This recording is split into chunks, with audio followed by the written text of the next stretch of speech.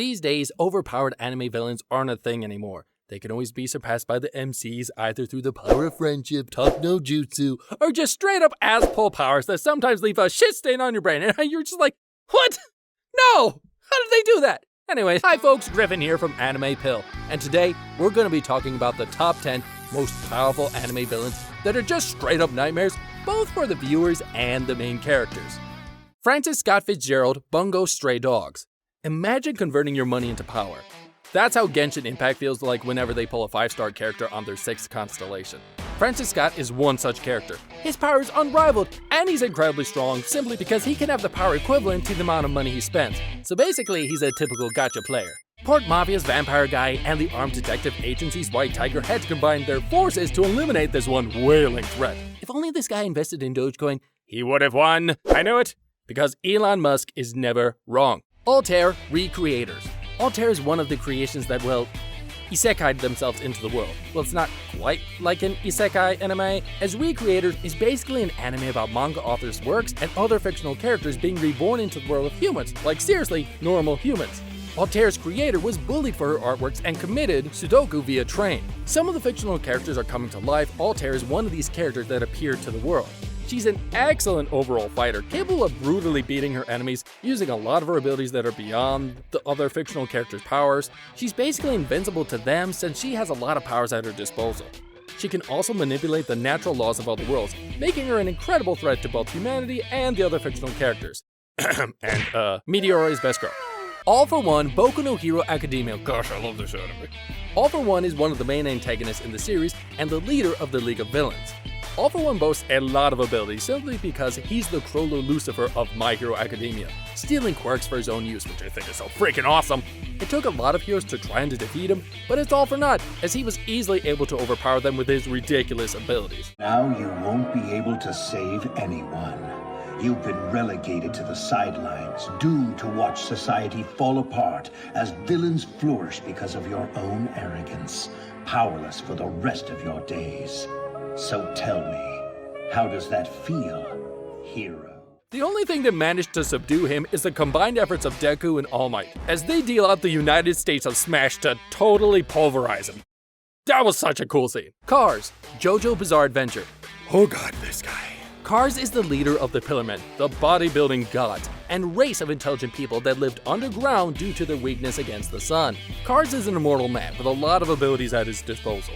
He's able to produce bladed appendages from his arms and legs, and use these to reflect blinding light towards his enemies. He's also the creator of the Stone Mask. That mask turned Dio into a time-stopping maniac of a vampire. Aside from that, he can also manipulate his body parts according to the DNA of all living creatures on Earth.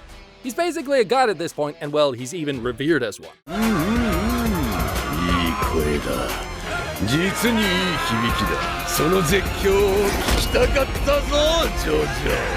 But anyway, Cars Wibble is 100 times more powerful than Joseph, and the only reason why he was defeated was when Joseph countered his attacks and sent him flying into the moon, just like my stocks. Father, Full Metal Alchemist Brotherhood.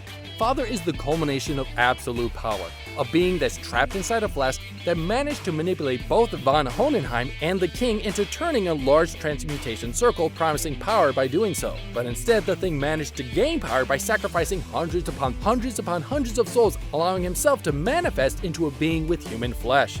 He's a homunculus, the oldest of them all, and the creator of all homunculus in the show. He's basically a philosopher's stone, a living one.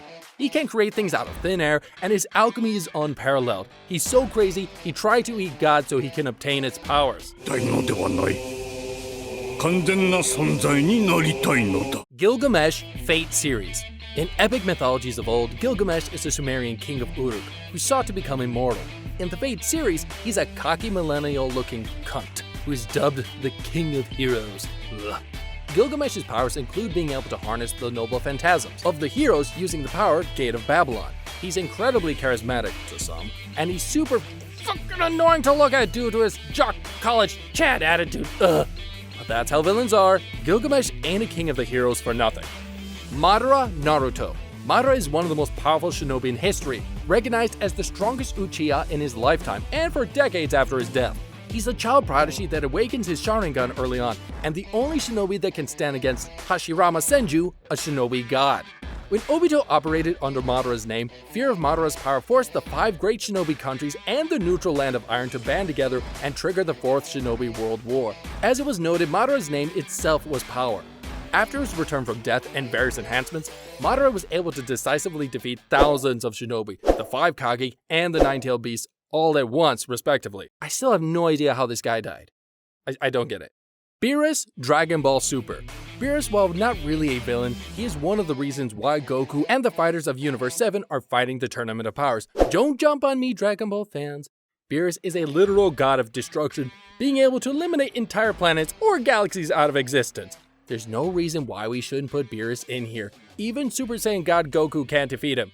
Utsuro Gintama. Utsuro is a man that eats the Earth's Ultana for breakfast, basically making him an immortal being on constant power supply from the Earth's energy source. During the course of his life, he has developed multiple personalities because he really wanted to die, but he can't due to the planet's curse and blessing to him. He soon formed the Naruku after being caught by the Imperial government, using him as a tool to execute people and other things that they can't stand.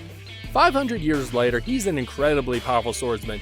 He mastered his kendo and managed to stand at the top of the best swordsmen in their country. He will soon form another personality and is going to be the one to make a school, which will later spawn the gang of stupid brats who will soon stand up to him. Merueme Hunter x Hunter, oh my gosh, the fight scene between the chairman and him. Merueme stands at the top of the food chain, toppling humanity as the previous king of that spot. Merueme was born from the queen of the Chimera ants, a part of an exotic creature breeding from the Dark Continent. They're considered gourmet ants and can develop multiple evolutionary traits by consuming species. Once a species is consumed, a part of its DNA is reintegrated into its own, creating a chimera ant in the process. Merueme was the son and the heir to the throne of the chimera ants, born with an overwhelming power that can rival the entire world full of powerful hunters themselves, even the strongest Nen user in the world. Chairman Nethro didn't even manage to kill Merueme. The fight scene was amazing, you should watch it, it's amazing. It's also very sad, but it is amazing. 虚栄の類ではないと思える根拠がその顔に現れていた。